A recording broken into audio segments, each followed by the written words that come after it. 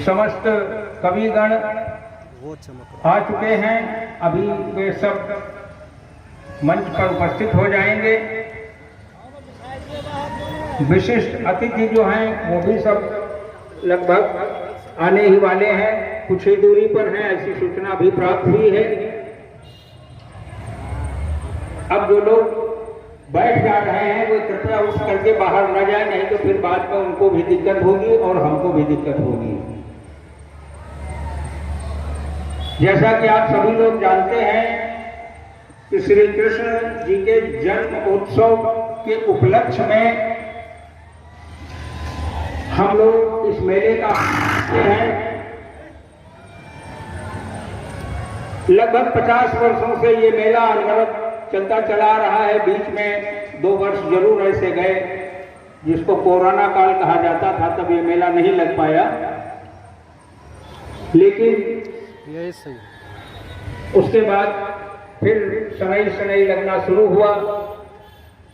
इस बार ये मेला श्री अशोक दीक्षित जी, पूर्व चेयरमैन नगर पंचायत महोली, उनको सौंपा गया कि आप अपने देखरेख में, अपने नेतृत्व में इस मेले का संचालन करें।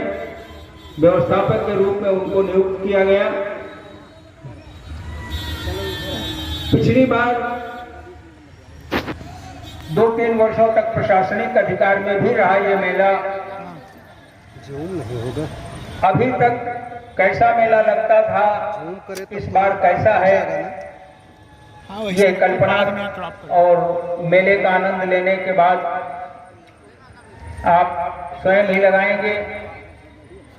बहुत कम समय था, प्रयास किया गया कि अच्छे से अच्छा मेला हो, मेले में जो भी व्यवस्थाएं हों सही हों, अच्छी दुकानें आवें, अच्छे झूले आवें, अच्छा मनोरंजन हो, इसका पूरा प्रयास किया गया है। और इसी मेले के इस कार्यक्रम में कुछ साहित्यिक कार्यक्रम भी जोड़ने का प्रयास किया गया, जिसमें पहला कार्यक्रम 16 सितंबर को हमारी बहुत पुरानी विधा जो लगभग विलुप्त हो रही है, कई ऐसी विधाएं हैं जो विलुप्त हो चुकी हैं, ग्रामीण शैली की और ग्रामीण क्षेत्र की। आधुनिक युग में पाश्चात्य संगीत, टीवी, मोबाइल, गूगल, इन सब का बोलबाला हो गया, तो इन कलाओं में लोगों को रुचि नहीं रह गई। नहीं तो अक्सर सुनने को मिलता था कि आज फला गांव में नाटक हो रहा है, आज कहीं नौटंकी हो रही है, कहीं ढोला हो रहा है, कहीं बिरहा गाया जा रहा है, कहीं लोकगीतों की भरमार है, कहीं आल्हा, और आल्हा तो बुंदेलखंड का बहुत ही प्रचलित काव्यखंड है। तो उसका आयोजन 16 तारीख को किया गया। हमारे क्षेत्रीय गायक अताउल्ला खां के द्वारा उसको भी लोगों ने काफी सराहा, काफी प्रशंसा की, और काफी ये भी सुनने को मिला कि दोबारा कब होगा। हमारा भी उत्साह बढ़ा। अब मेला का समय तो इतना नहीं है, लेकिन फिर भी प्रयास किया जाएगा, अगले वर्ष पुनः आपको इस सभी से आनंदित किया जाए। 16 तारीख से ही हिंद हॉस्पिटल लखनऊ के 5 डॉक्टरों की टीम का एक पूरा पैनल यहां बुलाया गया, जिसके द्वारा निःशुल्क चिकित्सा और निःशुल्क चिकित्सा परामर्श आम जनता को दिया गया। मेले में जो लोग आते थे वे तो थे ही, दूर दराज के गांवों से भी लोग आए उसमें अपनी दवा लेने के लिए, अपनी परामर्श लेने के लिए। लगभग 200-250 लोग प्रतिदिन दवाएं लेते रहे। अनवरत 5 दिन वो कार्यक्रम चला इस मेले में। उसके बाद आज 25 तारीख को, जैसे कि पूर्व घोषणा भी थी कि कवि सम्मेलन का आयोजन किया जाएगा, वो आज आपके समक्ष है। कवि सम्मेलन में आज का बहुत प्रमुख विषय है राष्ट्रीय कवि वेदव्रत वाजपेयी का नागरिक अभिनंदन समारोह, और दूसरा विषय है आज पंडित दीनदयाल उपाध्याय जी की जयंती भी है। तो ये दोनों कार्यक्रम इस कवि सम्मेलन के साथ ही मनाएंगे हम लोग और कवि सम्मेलन का आनंद लेंगे।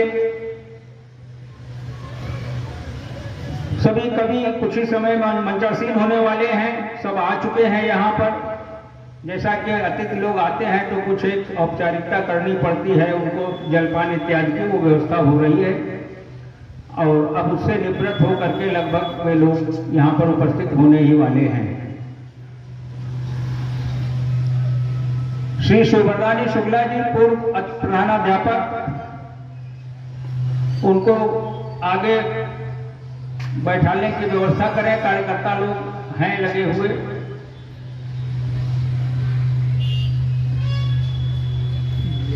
अभी मैंने आप लोगों से अनुरोध किया था कि आगे की सीटें जो है ये विशिष्ट अतिथियों के लिए हैं और मुख्य अतिथि के लिए हैं। तो आगे की जो ये गैलरी है इसको कृपया कोई एक कार्यकर्ता आकर के सभी को बता दे कि इसको खाली रखें। लाल कुर्सियां जहां से शुरू हुई हैं वहां पर श्रोताओं के बैठने की पूरी व्यवस्था की गई है। पत्रकार दीर्घा जो बनाई गई है उसमें भी सभी से निवेदन है कि उसके अंदर प्रवेश न करें, वहां केवल पत्रकार ही बैठेंगे। नहीं, आपके लिए आपको तो हम विशेष सम्मान देंगे अभी।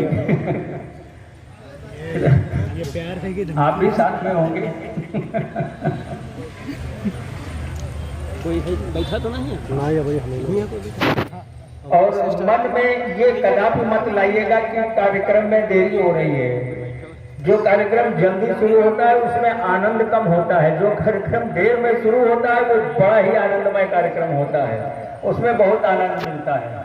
और आज तो हमारे संयोजक जी ने ऐसे ऐसे कवियों को चुना है यहाँ पर जो आपको जब अपने अपने रसों की बौछार करना शुरू करेंगे इस मंच से तो आप बिल्कुल रस से सराबोर हो जाएंगे। वीर रस भी है, श्रृंगार रस भी है, देशभक्ति की भावना भी है और हास्य रस में तो कहने क्या है। एक शख्सियत थी कभी, साहित्य के सशक्त हस्ताक्षर थे, आप लोगों ने सभी ने पढ़ा भी होगा उनको, शायद काका हाथरसी। उनकी रचनाएं बहुत ओतप्रोत करती थी लोगों के। उनके यहाँ से जो पधारे हैं वयोवृद्ध कवि वो भी मंच पर हैं, तो उनका सबका आनंद आपको मिलेगा भी।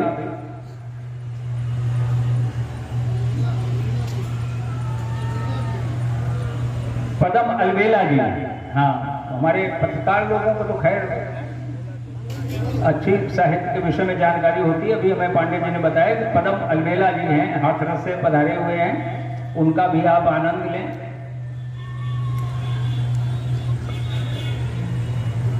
हाँ, जैसे बताते जाएं वहाँ हैं कार्यकर्ता हैं, सब वो बताएंगे, उसी प्रकार से अपना स्थान ग्रहण कर लें। सेट करी क्या तो बैठिए वहीं।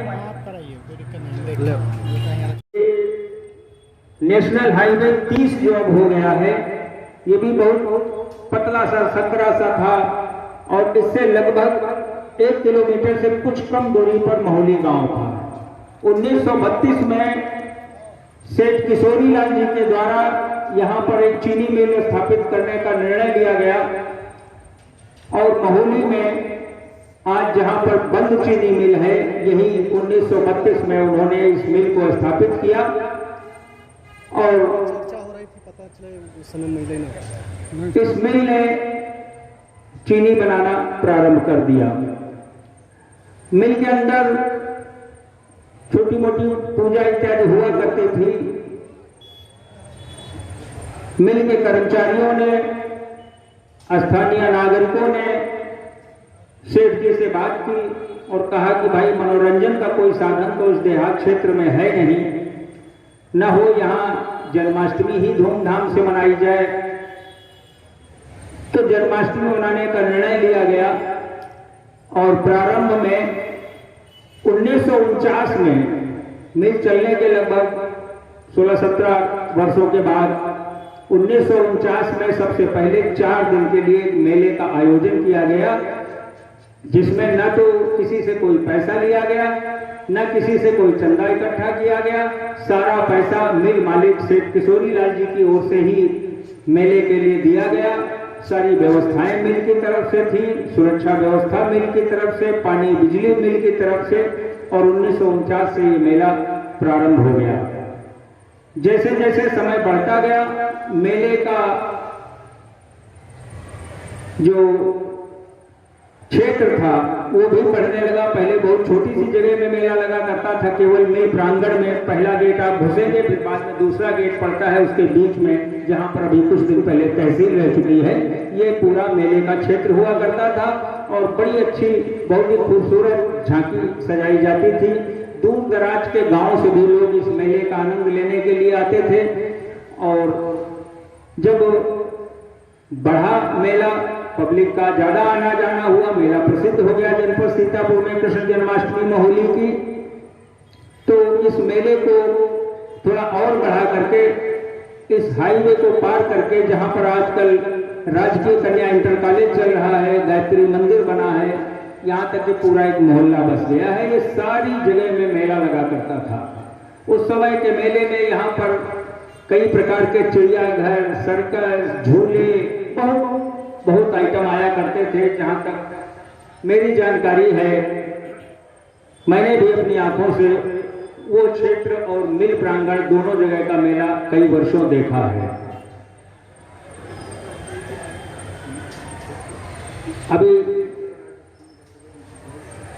राजस्थान से फ्लाइट से चल करके वेद व्रत वाजपेयी जी, जो राष्ट्रीय कवि हैं, जिनका आज नागरिक अभिनंदन होना है, वो हमारे बीच पधार चुके हैं। और अब लगभग हम लोग कार्यक्रम की ओर ही चलते हैं। थोड़ा सा हम और आपको इंगित करेंगे। 1977 तक मिल प्रबंधन की ओर से ही ये मेला लगता रहा। किसी भी दुकानदार से कभी कोई पैसा नहीं लिया गया, किसी को किसी भी प्रकार की कोई असुविधा नहीं हुई, प्रशासन से कोई मतलब ही नहीं था, बस केवल एक अनुमति ले ली जाती थी कि ये मेला है। 1977 में इस मिल में रिसीवर बैठा दिया गया। रिसीवर बैठने के बाद भी सेठ जी की जो परंपरा थी मेले की, वो यथावत रिसीवर महोदय मुख्यालय से आदेश लेकर के चलाते रहे और मिल के ही खर्चे पर मेला चलता रहा। 1984 में इस मिल को उत्तर प्रदेश राज्य चीनी निगम, जो सार्वजनिक उपक्रम है उत्तर प्रदेश सरकार का, उसने अधिग्रहित कर लिया। उसके अधिग्रहण के बाद पहले तो मिल के कर्मचारियों में, नागरिकों में कुछ कसमकस हुई कि अब मेला लगेगा या नहीं लगेगा। लेकिन अधिग्रहण होने के बाद भी मिल प्रबंधक के द्वारा प्रशासन से अनुमति लेकर के, मुख्यालय से अनुमति लेकर के इस मेले को अनवरत जारी रखा गया और ये मेला बराबर चलता रहा। 1998 में इस मिल का पेराई सत्र पूरी तरीके से बंद हो गया। कर्मचारियों को बीआरएस देने की बातचीत चलने लगी। अब मामला थोड़ा अधर में आया कि अब ये मेला कैसे चलेगा, क्या होगा। लेकिन ये खुशी की बात है, उस समय पर आज जो हमारे पूर्व चेयरमैन हैं, वो उस समय चेयरमैन की कुर्सी पर बैठे थे, श्री अशोक दीक्षित। मिल प्रबंधन ने, स्थानीय नागरिकों ने आपस में बैठ करके निर्णय लिया और 1998 में इस मेले को अशोक दीक्षित जी के नेतृत्व में लगाने का निर्णय लिया गया। 1998 से लगातार अशोक दीक्षित जी के द्वारा ये मेला लगवाया जाता रहा। समय आगे बढ़ा, मिल के अंदर जब सब कर्मचारी चले गए, सारे दफ्तर खाली हो गए, तो वो जो खाली जगह थी वहां पर अस्थायी रूप से तहसील का निर्माण कर दिया गया। वहां पर तहसील का काम चलने लगा। पहले तहसील मिश्रित थी, जब महोली तहसील बनी तो सबसे पहले वहां तहसील होने लगी। अब चूंकि मेला बंद करना अच्छा नहीं था, नागरिकों का भी यही कहना था कि भाई मेला बंद होना बहुत गलत बात है, तो अशोक दीक्षित जी ने इस मेले को उठा करके अपनी निजी भूमि में लगवाया। वहां भी ये मेला चलता रहा। 2018 में कुछ ऐसे कारण बने, अब उनको अपरिहार्य कारण ही कहा जाएगा, कि ये मेला पूर्ण रूपेण प्रशासन ने अपने हाथ में ले लिया और अपने स्तर से इस मेले को लगवाना शुरू किया। 2 वर्ष बीच में कोरोना काल में ये मेला पूर्णतः बंद रहा। 2022 में पुनः ये मेला लगा, लेकिन कुछ नागरिकों के कहने से, कुछ अन्य बातों को लेकर के ये बात हमारे स्थानीय विधायक, हमारे महुली क्षेत्र के जो हैं,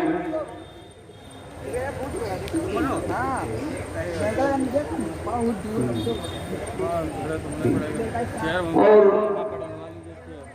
नमस्कार, कहाँ विधायक जी के अथक प्रयासों से ये मेला पुनः एक कमेटी बना करके और अशोक दीक्षित जी को सुपुर्द कर दिया गया कि आप मेला व्यवस्थापक नियुक्त किए जाते हैं और 2023 का ये मेला आप अपने नेतृत्व में लगवाएंगे।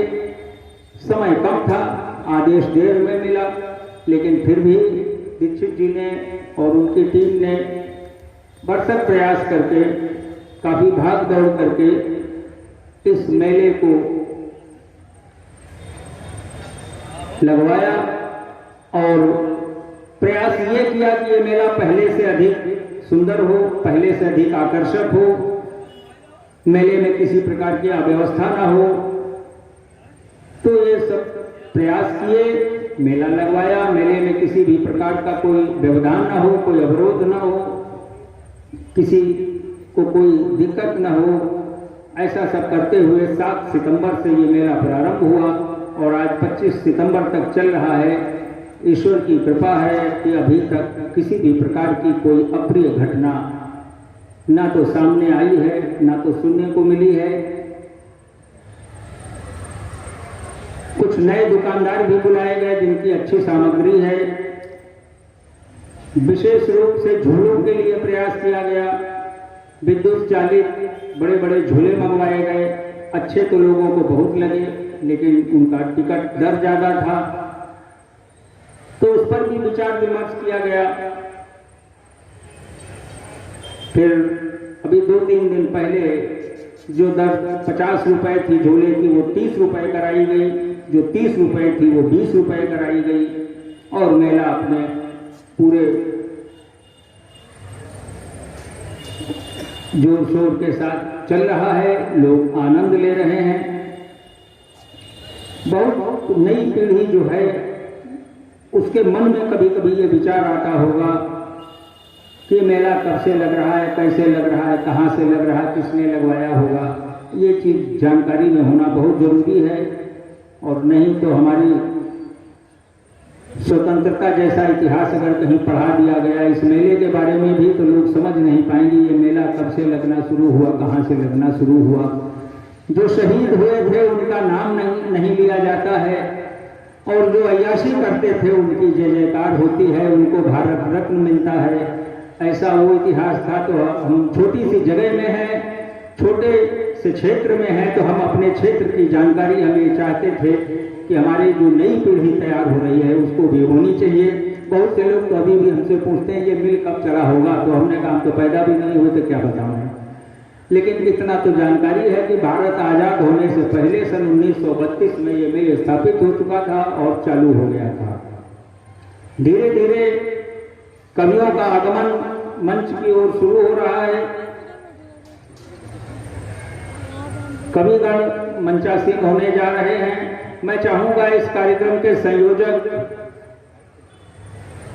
राजकुमार तिवारी जी कवियों को मंच तक ले आवें